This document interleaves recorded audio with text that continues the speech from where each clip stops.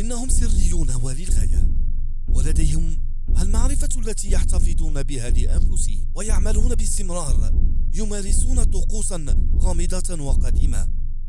هم مجتمعات سرية ومرتع للشر، وهم بالتأكيد موضوع نظريات ومؤامرات لا حصر لها، مهتمون بالسعي وراء هدف شرير، السعي وراء حكم العالم، وربما كما يدعي الكثيرون أنهم يحكمونه.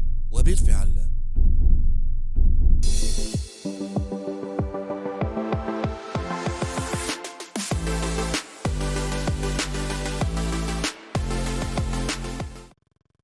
في منتصف يوليوز تموز من كل عام يتدفق على ولاية كاليفورنيا بعض أغنى رجال العالم وأكثرهم تأثيرا ونفوذا، عمالقة المال والاقتصاد، غليان النفط، جهابذة السياسة، صناع القرار وملوك الإعلام، سادة هوليود وبعض نجوم الفن والموسيقى. هؤلاء جميعا يمضون إلى وجهة واحدة، إلى قطعة أرض مملوكة للنادي البوهيمي في سان فرانسيسكو، وتعرف باسم البستان أو الحديقة البوهيمية. تقع في عمق غابة سوكيا العملاقة، والمعروف أن أشجار سوكيا هي الأضخم على وجه الأرض، هي ديناصورات عالم النباتات.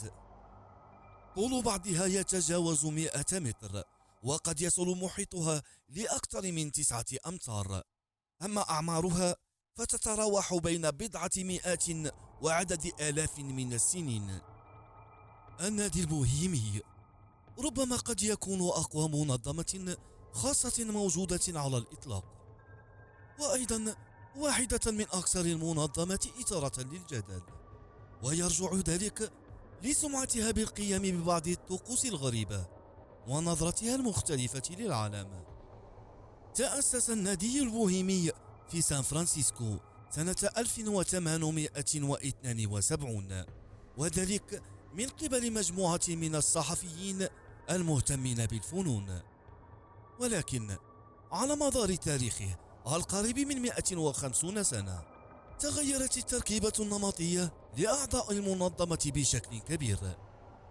لا يزال الفنانون موجودون، ولكن تم استبدال الصحفيين برجال أكثر نفوذا وسخاء على قيد الحياة.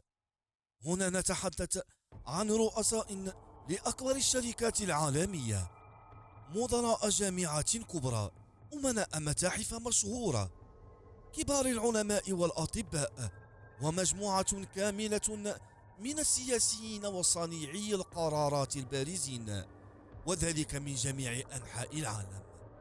ليست القائمة الطويلة من الأعضاء اللامعين والبارزين هي فقط من تجعل النادي البوهيمي مثيرا للاهتمام، بل حتى طرق اجتماعهم، حيث أنه كل عام ينزل بضعة آلاف من أعضاء المنظمة في منطقة خاصة من غابة الخشب الأحمر في شمال كاليفورنيا. وأحسن وصف يمكن أن يطلق على هذا التجمع هو المعسكر الكشفي، ومدته أسبوعين. غذاؤه الأساسي شرب الكحول بكميات كبيرة، كأول أنواع الطقوس الغريبة من أقوى الرجالات في العالم وصناع القرار. ينطلق المخيم كل عام بنفس الطريقة الغريبة والمرعبة قليلا. أول طقوسها التضحية البشرية أو القربان البشري، حيث يقومون بحرق أطفال صغار أو دم بشرية.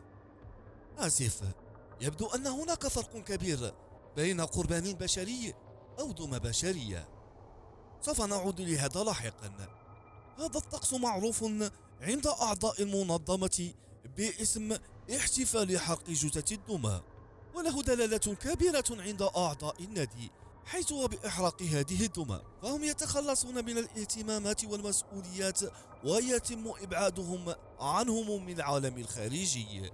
وتجري كل هذه الاحتفالات تحت الأنظار الشاخصة لتمثال بومة عملاق وشاهق يبلغ طوله حوالي 12 مترا، ويعتبر هو تميمة النادي.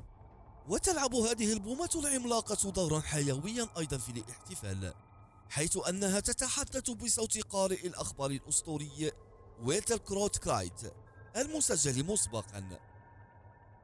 وتستمر الطقوس الغريبة والمريبة التي تجري داخل البستان تحت جنح الظلام. فكيف يعقل بأن أشخاصا بهذا المستوى من نفوذ ومراكز اجتماعية يوافقون على ارتداء ملابس غريبة تشبه ملابس الكهنة القدماء، وهم يحملون المشاعل ويترنمون بالأغاني ذات الطابع الوثني، وكلهم مجتمعين حول الصنم البوم.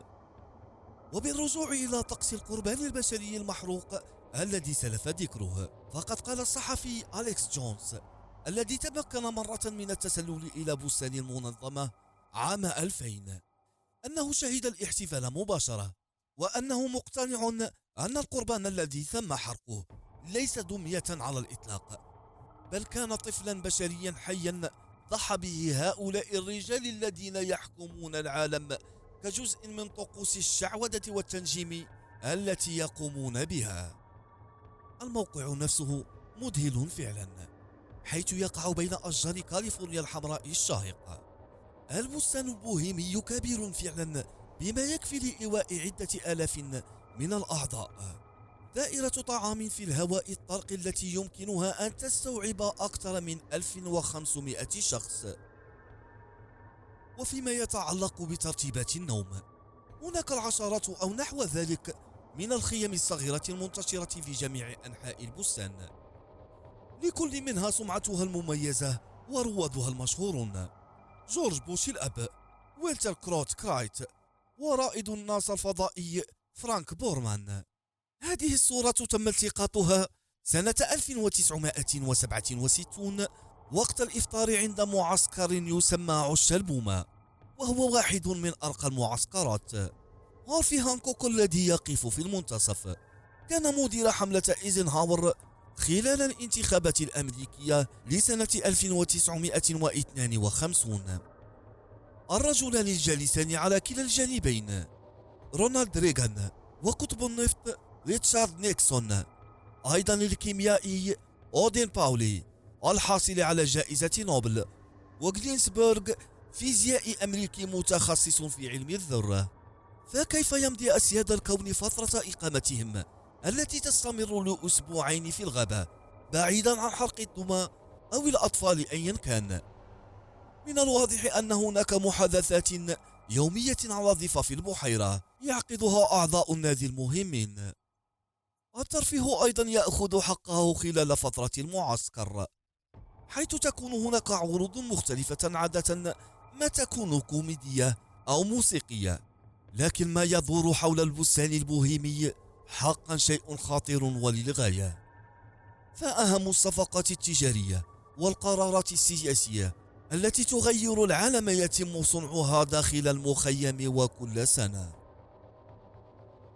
وبالرجوع إلى الصفقة التجارية، النادي البوهيمي صارم عندما يتعلق الأمر بالتحدث عن الأعمال وعقد الصفقات، ويصطلح على هذه الصرامة بالشعار نسج العنكبوت ليس هنا، أي أن البستان البوهيمي ليس من المفترض أن يستخدم لنسج صفقات تجارية، ولكن ومثل جميع الشعارات الفواحة يتم تجاهل هذا الشعار على نطاق واسع، فكل الحاضرين في هذا البستان يأتون محملين بأجندة خاصة بهم.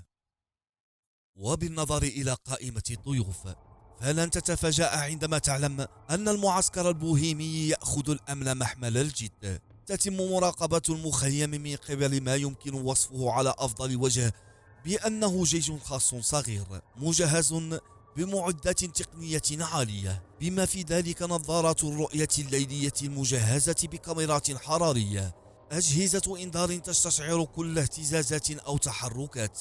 ومن المعروف أيضا أن الخدمة السرية الأمريكية تقدم يد المساعدة من وقت لآخر لأمن المعسكر.